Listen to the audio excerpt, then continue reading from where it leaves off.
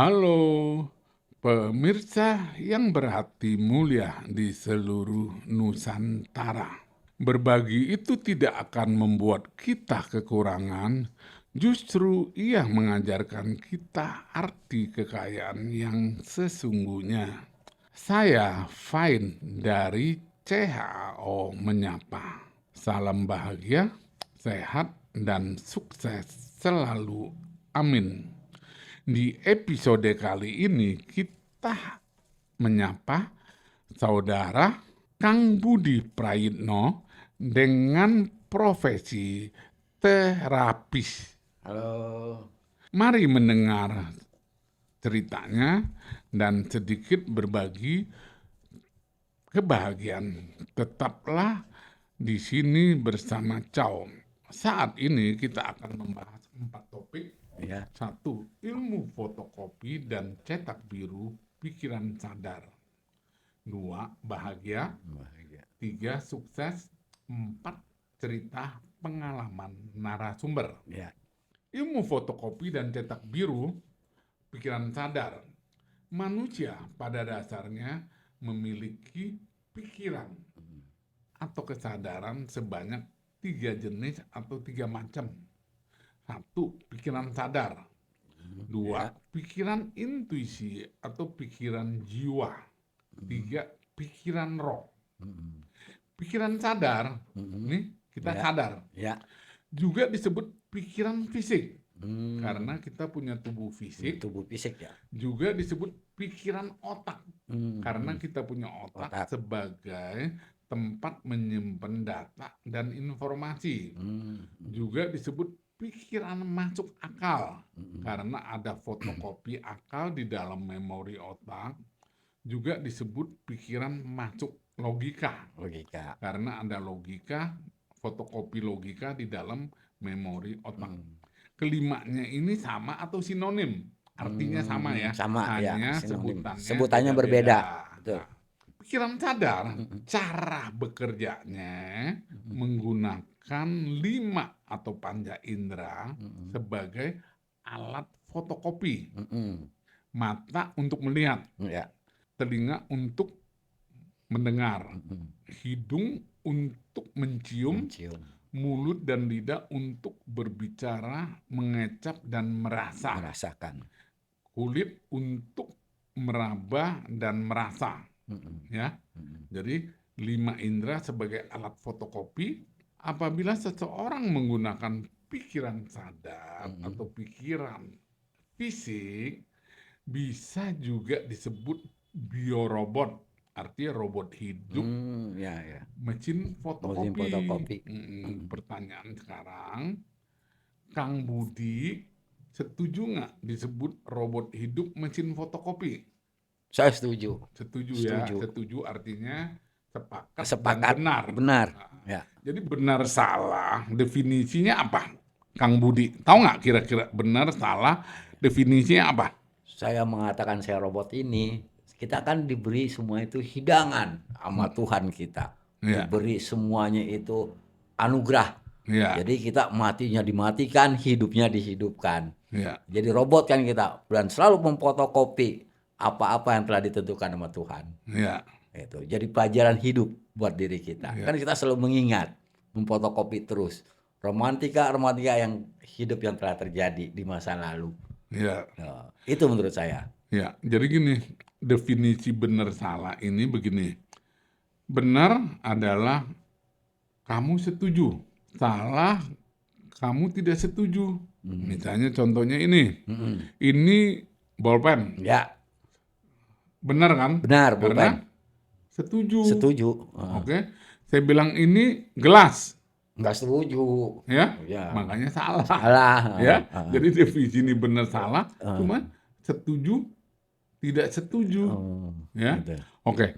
Setelah fotokopi itu adalah sama dengan belajar. Belajar. Bahasa Indonesia bakunya fotokopi itu adalah belajar.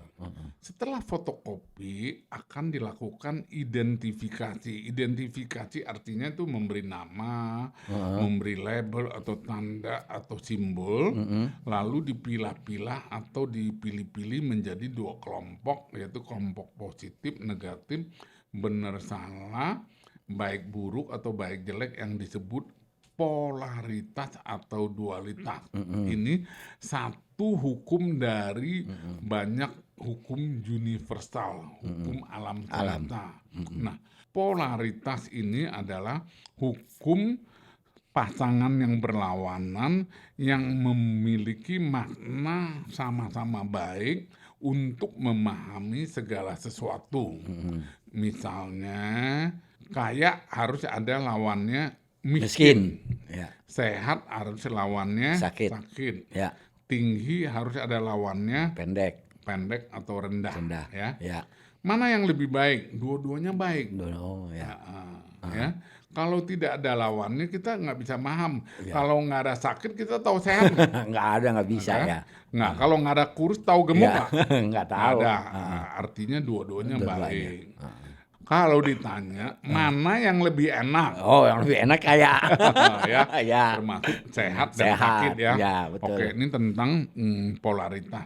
Setelah itu dicetak biru ke dalam memori otak dan jiwa yang disebut atau dinamakan yang pertama adalah keyakinan atau kepercayaan. Yang kedua adalah masuk akal atau masuk logika. Yang ketiga adalah iman beriman. Yang keempat adalah pola pikir. Kelima adalah paradigma. Dan keenam mindset. Dan ketujuh adalah karakter. Nah, 7 item ini itu sama artinya. Hanya tergantung orang masing-masing mau pakai istilah apa. Gitu, mau disebut karakter boleh, mau disebut mindset boleh, mau disebut pola pikir, paradigma, atau disebut iman boleh, disebut keyakinan atau macam-macam boleh. Bisa bertambah lagi tergantung siapa yang mau memberikan identifikasinya. Betul. Nah, tapi cetak biru ini sangat menentukan nasib atau masa depan seseorang. Tergantung cetak birunya. Nah, kita masuk ke pikiran yang kedua adalah pikiran intuisi atau pikiran jiwa. Cara bekerjanya tidak fotokopi lagi menggunakan 5 indera, tapi pakai perasaan atau pakai hati. Nah, timbulnya pikiran intuisi atau pikiran jiwa itu bagaimana? Itu otomatis. Kita tidak perlu berpikir, akan dikasih tahu otomatis. Makanya oleh Albert Einstein disebut karunia suci. Jadi karunia, bukan fotokopi. Bukan. Nah, orang yang bisa menggunakan pikiran intuisi biasanya kreatif. Disebut jenius. Orang yang kreatif belum tentu jenius loh. Orang yang jenius pasti kreatif. Gitu ya. Nah, Albert Einstein pasti ingat dong, kenal dong. Ya, seorang fisikawan dunia ya. Dia ahli pakai intuisi. Makanya dia punya kutipan atau quote, ada 3 yang saya pakai, banyak sih kutipan yang lainnya. Yang pertama adalah jenius adalah 1% bakat dan 99% kerja keras atau kerja cerdas. Yang kedua, setiap manusia diciptakan untuk menjadi jenius. Tetapi ketika kita menilai seekor ikan dari kemampuannya memanjat pohon, maka selamanya dia akan merasa bodoh.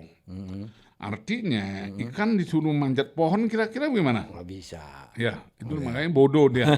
Nah, manusia akan merasa bodoh kalau disuruh apa? Suruh terbang ke atas. Akan merasa bodoh ya. Bisa terbang juga kan kalau naik pesawat. Oke, yang kutipan yang ketiga adalah pikiran intuitif adalah suatu karunia suci. Iya, suci. Pikiran masuk akal adalah seorang pelayan yang setia. Kita sudah menciptakan masyarakat yang menghormati pelayan dan melupakan karunia suci. Ya. Nah, pertanyaannya adalah Kang Budi lebih banyak menggunakan pikiran jenis yang mana dari 3 pikiran itu? Kalau saya pikiran yang intuisi. Intuisi. Ya. Oh, jadi berarti jenius dong, nah? Ya kan kreativitas belum tentu jenius. Oke, jadi intuisi contohnya apa? Kang Budi sudah pakai pikiran intuisi. Kreativitas ya, seandainya kita akan mau bekerja sesuatu, ya kita harus pikirkan dengan suatu programnya, plus minusnya, keuntungannya. Nah, itulah yang harus kita pikirkan. Oke, gitu. Itu termasuk pikiran intuisi atau pikiran sadar? Kalau menurut saya sih intuisi, kalau menurut saya. Apa yang tadi Kang Budi bilang, mau melakukan sesuatu atau mengerjakan sesuatu harus dipikirkan dulu, bagaimana rencananya, prosesnya, ya. Lalu dampaknya, akibat dan lain-lain hasilnya kan itu. Nah, itu sebenarnya itu adalah kecerdasan pikiran sadar. Oh, itu pikiran. Ya, karena apa? Fotokopi dulu, setelah fotokopi itu diolah dan diutak-atik, dimodifikasi dan lain-lainnya. Nah, pikiran intuisi itu cara kerjanya seperti begini, ya. Seseorang yang akan datang ketemu Kang Budi akan menawarkan proyek pekerjaan ini. Pokoknya udah dijelasin begini. Tapi Kang Budi mendapatkan perasaan ini bohong. Nah, itu intuisi tuh. Oh, itu intuisi. Iya. Tapi akalnya mana yang lebih kuat? Kalau akalnya kuat akan bilang, oh masuk akal ya, gini-gini ya. Kalau kita terima mengiyakan gitu. Tapi kalau Kang Budi lebih percaya intuisi, apa yang tadi dibilang itu adalah penipuan. Nah, itu sudah dikasih tahu tuh. Kekuatan ya. Iya, itu namanya intuisi. Nah, ternyata Kang Budi lebih kuat akalnya, akhirnya percayalah. Misalnya join dan lainnya, tahu-taunya hari setelah itu ternyata ketipu. Ya. Nah, ini contoh, kalah akalnya ya. Nah, ini contoh-contoh pakai akal dan pakai intuisi. Udah cukup jelas? Ya. Oke, kita masuk ke pikiran yang ketiga adalah pikiran roh. Pikiran roh juga alat komunikasi atau cara kerjanya juga menggunakan perasaan atau menggunakan hati. Nah, pikiran roh biasanya disebut hati nurani. Hati nurani. Ya, disingkat HN.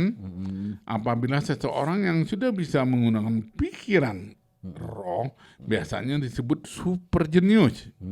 Ya. Nah, di dunia ini ada beberapa orang yang bisa menggunakan pikiran roh, tapi saya nggak mau nyebutkan namanya. Ya kalau misalnya Kang Budi mau tahu ya nanya aja Tuhan Google. Ya. Tapi Tuhan Google belum tentu bisa jawab ya belum tentu bisa jawab karena belum ada programnya masalahnya. Ya, oke, kita masuk ke topik yang kedua adalah bahagia. Ya, bahagia. Kang Budi saat ini bagaimana? Bahagia nggak? Bahagia. Oke, apa sebabnya, apa alasannya apa? Menurut saya bahagia itu sederhana. Oke, apa? Apapun yang kita bisa berbuat untuk seseorang bahagia, kita bahagia. Iya, oke. Gitu. Contohnya saya sama istri saya, melihat istri saya bahagia banget gitu kan. Oke. Nah, itu hal yang sederhana gitu. Jadi bahagia itu Sederhana, ya betul. Pernah nggak Kang Budi merasa tidak bahagia? Ya kalau secara manusia pernah pasti secara manusianya. Contohnya ada keinginan yang belum tercapai. Aduh, belum keinginan nih. Tadinya mau punya rumah nggak jadi gitu. Tapi sekarang keinginan yang membuat belum bahagia itu apa contohnya? Saya belum punya rumah tinggal sama istri saya. Oke, itu belum bahagia ya? Iya, belum bahagia. Oke, kita masuk ke topik yang ketiga, sukses. Kang Budi saat ini udah sukses atau belum? Sukses. Kalau menurut sukses itu hasil kerja kita sendiri Iya, gitu. Apalagi sukses apa? Menurut saya sukses adalah suatu pengembangan individu Iya. secara luas. Tuh baru dikatakan sukses. Kalau misalnya musik butuh bantuan orang dan sebagainya, ya belum sukses. Hasil kerja seseorang gitu. Kalau menurut saya, saya yang merasa sudah sukses. Dibilang sukses, tidak melihat volume suksesnya saya gitu. Karena saya udah berhasil, istilahnya membuat suatu gebrakan dalam bidang terapi. Gitu. Itu sukses ya. Ya. Ada yang belum sukses? Ada banyak. Contohnya ya seperti tadi, keinginan saya membuka klinik terapi gitu. Belum sukses karena faktor biaya, faktor tempat. Belum punya rumah tadi, tinggal karena belum bahagia ya. Jadi artinya sudah paham. Kita masuk ke topik keempat adalah cerita pengalaman narasumber. Tolong jelaskan apa setelah kenalan diri langsung dilanjutkan bagaimana ceritanya Kang Budi bisa menjadi seorang terapis. Terapis itu adalah belajar otodidak atau memang turunan atau panggilan jiwanya. Ya, silakan. Oke, siap. Baik, nama saya Budi Prayitno, dari ibu saya yaitu Saemi, ayah saya, bapak saya yaitu Sandi Irawan. Saya dari 12 bersaudara, anak ke-9. Yang pertama, saya punya kakak namanya Saman Irawan, Suparman Irawan, Sulaiman Irawan, dan Sakman Irawan. Itu kakak saya yang laki-laki sudah meninggal. Tinggal anak yang kelima yaitu kakak perempuan. Kakak perempuan saya namanya Saria Irawan, Sadia Irawan, Nurhayati Irawan, Sumarni Irawan, baru saya yang ke-9 gitu. Lahirlah nama Budi Prayitno. Sebetulnya ada cerita tentang nama saya pada zaman itu, bahwa kan ayah dan ibu saya ada keturunan Sunda. Bapak saya itu Bogor, Cimande. Ibu saya juga Bogor. Namun berhubung ayah saya, bapak saya itu punya anak meninggal dunia terus, maka disarankan, menurut cerita, disarankan sama seseorang, Pak ini anaknya meninggal mulu yang laki, bagaimana kalau nanti kalau yang lahir laki kita kasih ke orang Jawa. Dan alhamdulillah saya diambil sama orang Jawa. Jadi intinya pas baru lahir, sebelum dikasih nama sama bapak ibu saya udah diambil sama orang Jawa. Gitu. Saya diambil dan alhamdulillah umur 4 tahun menurut cerita saya dikembalikan ke orang tua asli. Makanya saya diberi nama Jawa, Budi Prayitno. Padahal suku Sunda. Gitu. Itulah anak ke-9.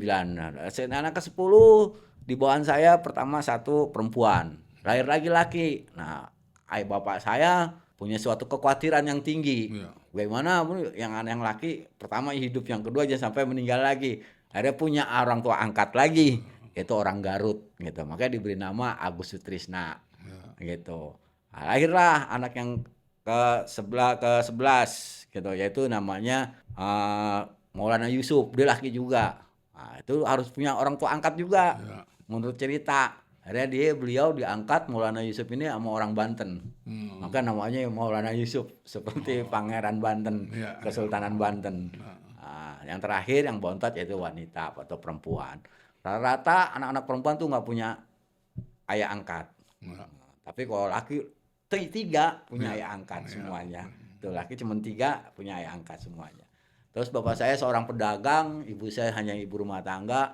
Kebetulan di atas saya perempuan semuanya, pada saat itu ya kehidupan ekonomi keluarga sedang goncang-goncangnya.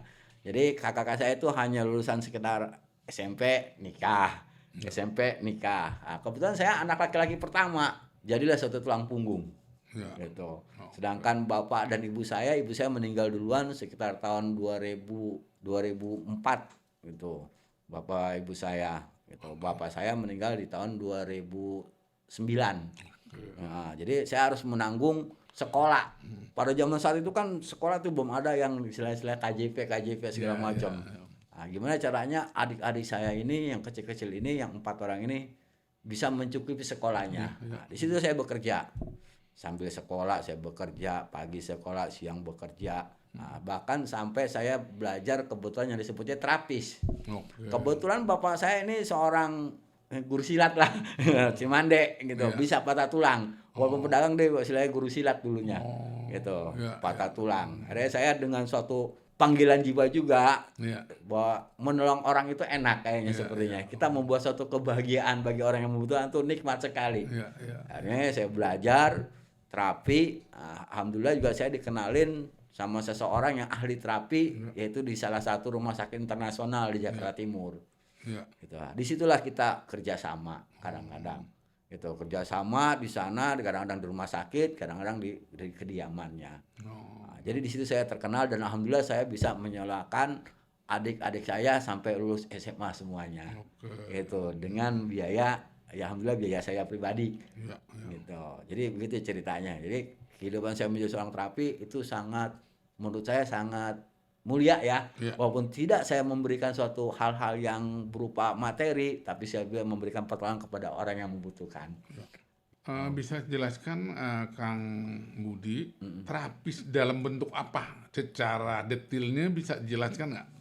Ya, kebetulan terapis ini kita kenal nama Dr. Ali Saraf, urolog disebutnya dalam ilmu kesehatan.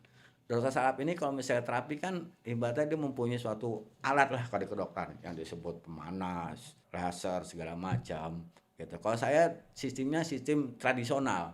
Jangan dok, saya pernah usul kalau pakai beginian lama dok. Gimana kalau secara tradisional? Saya pakai penguapan gitu. Penguapan jadi kayak orang Betawi bilang diungkep semua badan. Pakai batu bata dibakar, air yang sangat panas, diungkep. Nah, itu untuk sirkulasi darah. Saraf-saraf jadi enak kita nanti terapi. Apalagi yang stroke baru, terutama stroke baru. Betul. Itu luar biasa fungsinya.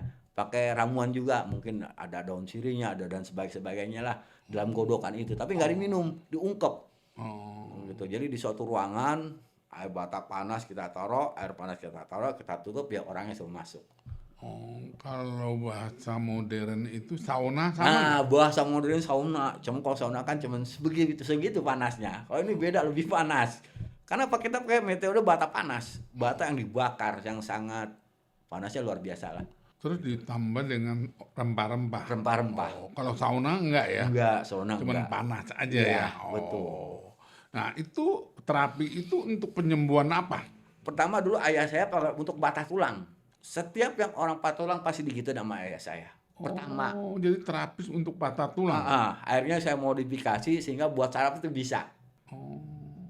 Bukan dengan digip gitu bukan? Enggak, bukan. Terapis itu Terapi patah dengan tulang cara begitu. harus begitu dulu. Kalau digip hasilnya, hasil dari pijatan, hasil dari urut baru digip supaya dia itu nggak ngengsol. Tuh, karena biar bagaimana patah tulang dalam ilmu itu pijat itu pasti ada yang ngaco lah uratnya, Terus? sarafnya. Sama ayah saya dulu digip begitu diungkep begitu, pakai bata panas, pakai air panas, pakai ramuan, baru keluar tuh sarafnya semuanya. Panasnya minta ampun emang, tapi nggak nyentuh. Begitu? Ya, gitu, nggak tersentuh. Jadi Jadi kalau yang diterapis itu teriak-teriak dong? ya pasti teriak-teriak, tergantung penyakitnya. Apalagi darah tinggi itu panasnya minta ampun. Pasti teriak-teriak kalau panas, gitu. Itu dipakai alat ukur suhu nggak? Semacam termometer harus sampai suhu berapa dan lain-lainnya bagaimana? Enggak, jadi yang kita masukin tuh hanya air panas dan bata panas. Tapi nggak dicemplungin kan? Enggak. Cuman uapnya aja. Doang. Cuma ada ramuannya. Oke. Gitu. Itu ramuan itu buatan sendiri? Ya, buatan sendiri. Itu ada rumusnya? Ada rumusnya. Gitu. Jadi turun-menurun ya budayanya ya? Budaya. Itulah panggilan jiwa saya. Gitu. Itu secara ilmu kedokteran bagaimana? Mengakui nggak? Secara ilmu kedokteran mengakui. Mengakui Karena juga. pernah saya bicara dengan dokter saraf kan di sistem pakai laser. Satu-satu misalnya saraf penjepit di sini dipanasin. Bang Dok, ini mah lama. Emang punya cara yang efektif Pak Budi? Ada. Dan mereka mengakuin gitu. Termasuk penyakit yang disebutnya ya bahasa modernnya virus meningitis. Virus meningitis. Oke. Gitu. Ya. Itu harus pakai proses sekitar 3 bulan sampai 4 bulan di terapi. Itu virus itu? Ya, virus meningitis. Baru hilang? Karena kan itu daya tahan tubuh, kekuatan daya tahan tubuh virus meningitis itu. Gimana daya tahan tubuhnya biar stabil, kita hancurin dulu dari dalam dengan suatu pemanasan. Tuh. Oke. Kalau ilmu kedokteran kan virus itu kan pakai antibiotik ya? Ya, kalau ilmu kedokteran. Oh, kalau secara tradisional terapis itu bisa begitu? Bisa begitu. Oke, oke. Nah, selama menjalankan terapis Kang Budi, itu melakukan ritual-ritual tertentu atau enggak? Ya biasanya adalah ritual-ritual tertentu. gitu. Ada ritualnya lah. Ada ritualnya juga ya. Oke, oke. Nah, dari keluarga Kang Budi dengan cerita tadi dari laki-laki, laki-laki, perempuan-perempuan, terus perempuan, laki-laki, itu artinya punya 3 laki ya dari keluarga orang tua. Apakah tiga-tiganya menurunin untuk punya kemampuan terapis atau Kang Budi aja? Enggak, ke saya doang. Oke, Kang Budi aja ya. Yang terpilih berarti adik-adiknya enggak ya. Kalau untuk perempuan tidak terpilih ya? Tidak terpilih. Oke.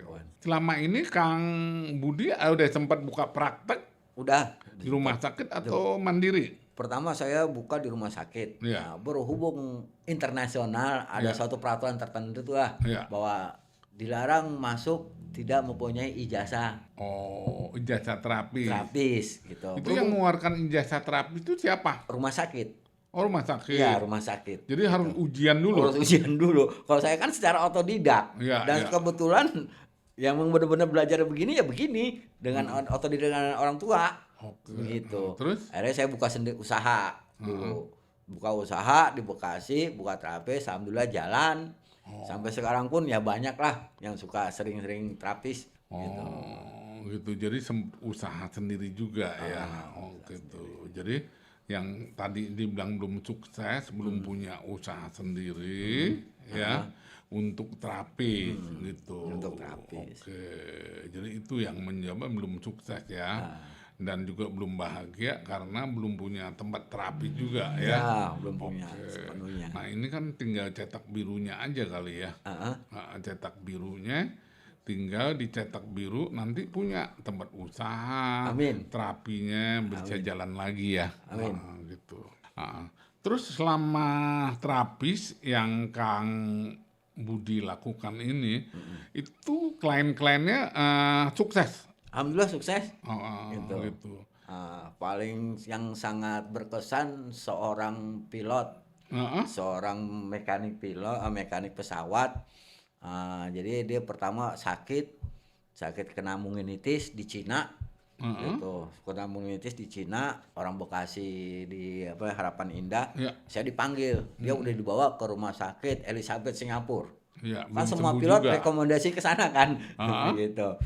Akhirnya berobat ya nggak mungkin bukan jodohnya, nggak sembuh ya, saya dikenalin sama seorang pilot sama Pak Budi, saya terapis ya. Intinya imun tubuh, kekuatan tubuh itu ya harus kita bangun kembali yang udah terkena virus meningitis itu virus itu termasuk virus ganas sih, gimana? Virus ganas kan kita kalau mau keluar negeri disuntik meningitis. Dia nyerangnya apa?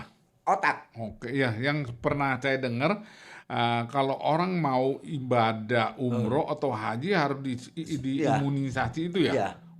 Meningitis. Gitu. Oh, jadi dengan terapis itu bisa sembuh total? Alhamdulillah bisa sembuh. Tapi kalau dengan antibiotik itu bagaimana?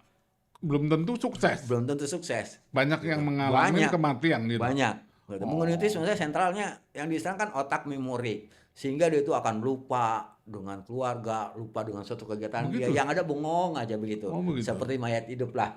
Oh, tapi bisa makan? Nggak bisa? Makan susah, gimana mau makan? Infus jadinya? Iya. Gitu. Makanya kita harus bangkitkan imun tubuhnya. Oke. Tapi kalau dengan penyakit itu dia koma? Dibilang koma enggak. Kalau koma kan napasnya udah itu ini. Ngobrol masih bisa? Ngobrol nggak bisa. Melek begini aja. Oh begitu? Iya. Sampai begitu ya? Sampai begitunya. Makan nggak bisa? Makan nggak bisa. Bicara tidak bisa, tapi sadar? Tadi sadar. Cuman kesadaran ini kan bisa melupakan, susah. Oh, jadi akhirnya makan di infus. Mau nggak mau makan harus lewat infus. Oh, jadi kalau orang yang kena virus itu rata-rata gagal? Rata-rata gagal. Secara kedokteran secara ya? kedokteran.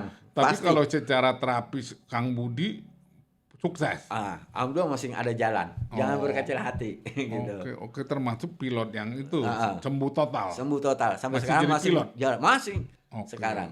Harusnya Kang Budi mestinya udah terkenal dong. Aduh. Seharusnya. Tapi belum juga ya rezekinya ya. Karena ya rezeki ya. Tapi mungkin masih mendingan kita dikenal sama orang-orang bawah lah. Biar enak ke sana sininya. Iya. Oh, jadi sempet buka praktek juga. Kalau panggilan datang Ya, ya. kalau datang Itu datang. peralatan yang diperlukan apa aja? Nah, biasanya kalau misalnya itu kan bata seperti alat itu, ramuan, plastik, kain gitu. Terus ruangan perlu khusus nggak? Enggak, Nggak segini perlu? perlu, cukup segini. Cukup gitu. Cukup diuapin aja. Cukup diuapin aja. Itu berapa lama? Tergantung lihat kondisi si pasien nih kita. Itu Gitu. umumnya berapa lama? Umumnya paling juga setengah jam. Setengah jam. Oke. Oke, kalau begitu waktunya sudah habis.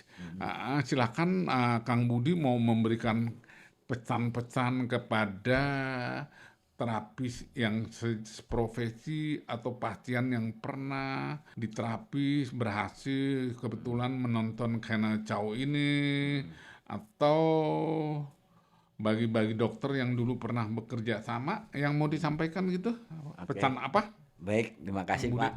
Saya sampaikan kepada para mungkin saudara-saudara, kawan-kawan semua yang punya keahlian terapis. Yang paling utama keberanian dan mental.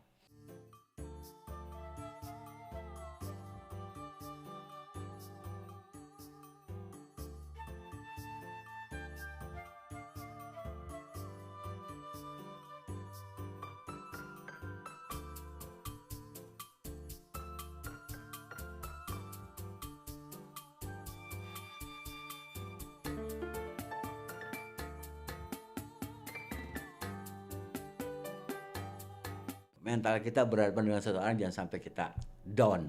Karena mental kita down, ilmu kita tidak akan berkembang.